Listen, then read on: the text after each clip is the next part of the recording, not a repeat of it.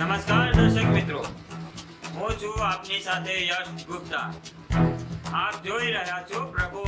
કલોલના ગાયના ટેકરા પાસે આવેલ ખુશી રો હાઉસમાં અને હુસેની પાર્ક સોસાયટીમાં સતત પડતા ભારે વરસાદને કારણે પાણી ભરાઈ ગયા છે.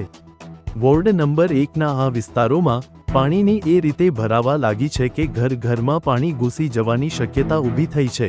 સ્થાનિક નાગરિકો માટે આ સ્થિતિ ખૂબ ચિંતાજનક બની ગઈ છે અને આ પાણી ભરાવાની સમસ્યાએ તેમના રોજિંદા જીવનને અત્યંત પ્રભાવિત કર્યું છે.